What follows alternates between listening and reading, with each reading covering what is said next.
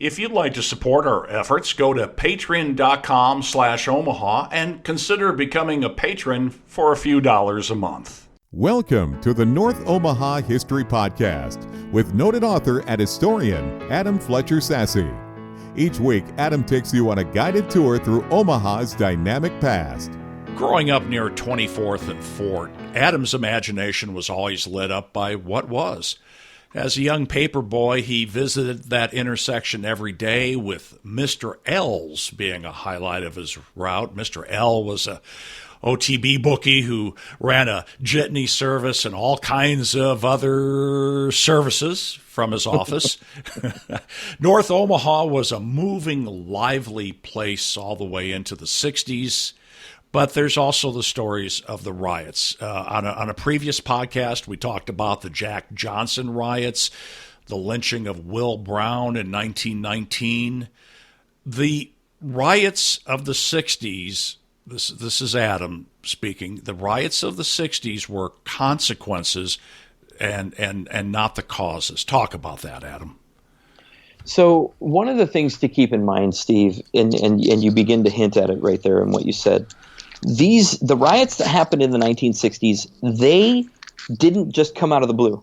They weren't just, there weren't riots and then there were riots. Instead, Omaha has a legacy of violence, mob violence happening throughout its entire history. And the riots that happened in North Omaha were consequences of that legacy. They were not the cause of something brand new.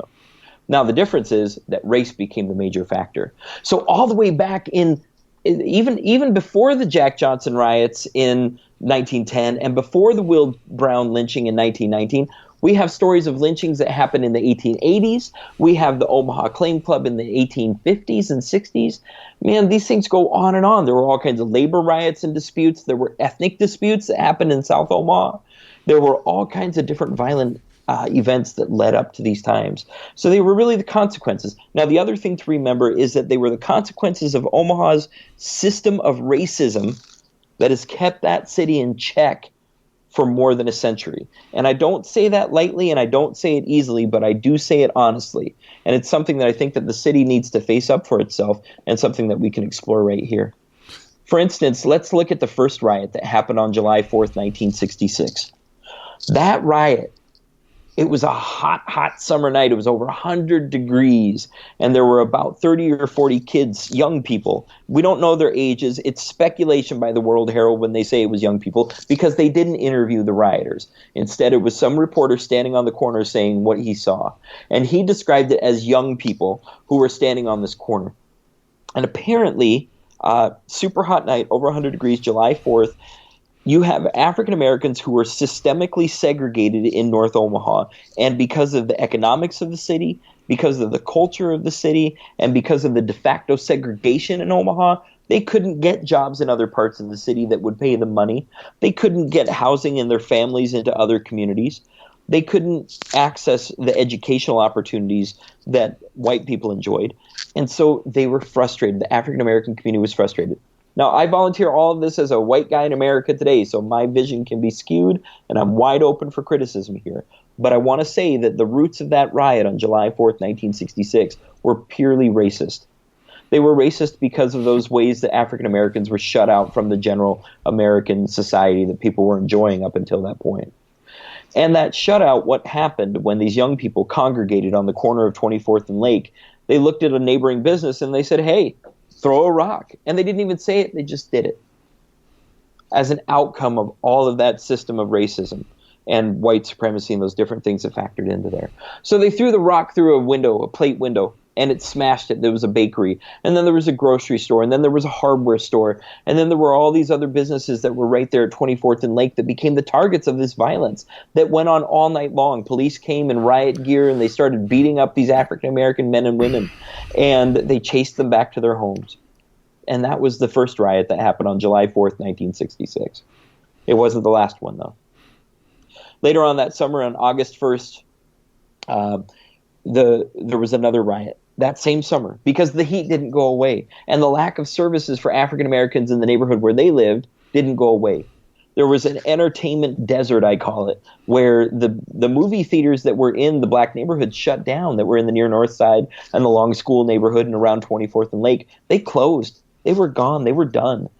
Police, in the Omaha Police Department, they had an ethics squad, a moral squad that went in and busted illegal juke joints and prostitution places and gambling opportunities and whatever happened. And that was happening in North Omaha a lot. Illegal drinking was getting a smackdown. Bars were getting raided constantly. But things for young people just didn't exist. The Carnation Ballroom had shut down. The Dreamland Ballroom had shut down. The Offbeat Club was off limits. I mean, there were all kinds of things that were there that weren't available to youth themselves, or that were there and or that weren't there anymore, that had used to be there. And with that lack of entertainment opportunity, with that lack of employment opportunity that I mentioned, with the lack of opportunities for young people to get that education that they deserved, Tech High School was roaring in the 1950s, but into the 1960s it became more and more segregated, and it was a black-only school by the 1960s. And because of that, the quality of the education that was delivered, lots of people said it was going down the drains. The football team wasn't winning anymore. The basketball team wasn't winning as well. And so there was all kinds of tension at Tech. There was tension at North and Central. Anyway, August 1st, it's summertime. It's the hot of the summer. And riots break out again in one evening on the first day of the summer. The riots went all over North Omaha this time. They moved from 24th and Lake. They went to 37th and Lake. They went to north on Florence Boulevard up by Ames. They went up 16th Street to Locust. They went to all different kinds of areas around North Omaha, and smashing buildings, targeting cars, targeting individuals walking on the street. There was lots of different damage that was done. This was the first time, though, 1966, that we begin to see a new thing happening, where African Americans in the neighborhood started insisting that the young brothers and sisters who were rioting stop, or that they find something else to do. And they started to become involved and intervene. Churches didn't have as much influence. Civic groups were going away. And so out of all of this, a new organization arrives in Omaha in 1966 and 67. The organization was called the Black Panthers. They were started in Oakland, California in 66. And by the time that they got to Omaha, by the time that they started in Omaha, Omaha was rife for the opportunities that the Panthers offered, including summer programs for kids, including free lunches and free breakfasts for children, including opportunities for African American teens to learn about their heritage, their history, about Black history, about what made America, how America is built on the backs of Black people, about all kinds of things from that Panther perspective. Now today we know the Black Panthers is kind of a caricature, as kind of a picture and image of negativity, especially in white people's eyes. But at that point, the Black Panthers delivered hope, and the Black Panthers delivered possibility in neighborhoods where that didn't exist before, especially in North Omaha. So the work that they did was definitely needed. The third riot really happened 2 years later. 1967 was a quiet year in so many terms. There were some issues that happened at local high schools. Folks like to talk about what happened at Central and what happened at North and what happened at Tech, and different incidences that almost amounted in riots, but they were never called that by the newspaper. They weren't called that by the Omaha Police Department. It's just in people's memories that they really addressed them as riots, which are just as valuable of a source as any other at some points. But what we know is that on March 4th, 1968, the peace was not to be found. There was a candidate running for presidential office. His name was George Wallace. George Wallace was the racist governor of Alabama, who decided that he needed to take his racist platform to the presidential office. And George Wallace ran for office. He spoke at the Civic Auditorium, which we know is right downtown there. And George Wallace brought a very hate-filled speech with him. While he was speaking, in the back of the auditorium, there were groups of African American and a few white protesters who were protesting. They were picketing George Wallace's speech in the auditorium while it was happening. They didn't do it actively, though. They were passive. They were quiet until Wallace started saying incendiary things and flaring up the crowd and really getting people upset. Not the audience, listeners, of course, the people who'd come to listen to him on purpose, but these protesters in back were definitely agitated. So they came to the front of the auditorium, and without inciting violence, without doing anything wrong, they stood there. And they let their faces be seen, and they showed their placards. And Wallace kept going, and he kept railing with his racist hate speech, and he just hammered away on these African Americans, and he hammered away on poor people, and he really made it sound like it was a war of races against each other. And I don't know how the Omaha audience reacted, the people who were there on their own volition, but these protesters got more and more upset. And they started to tear up their placards and throw the paper at Wallace. And they started to engage with the audience members, and a riot broke out again. But this time, these students, these young people who were gathered to protest, they flooded out on the street. They were beat by cops. They ran back to North Omaha. Cops chased them. Members of the audience from Wallace's audience chased these protesters back to North Omaha, and the riots flared up again. Days of rioting happened after that. Businesses were destroyed up and down 24th Street. Not just the front windows broken, but actual laundromats that were raided into and just thrown over and torn into pieces. It happened at 16th and Locust. That's really when that whole commercial intersection got obliterated. Whole businesses that had been operating for 75 and 100 years were gone in a night. And these business owners that were rioted against in the 66 twice and now in 68, they quit. They walked away from the intersections. They walked away from their businesses. They moved to the other side of town, and they didn't come back to North Omaha, and they still haven't today.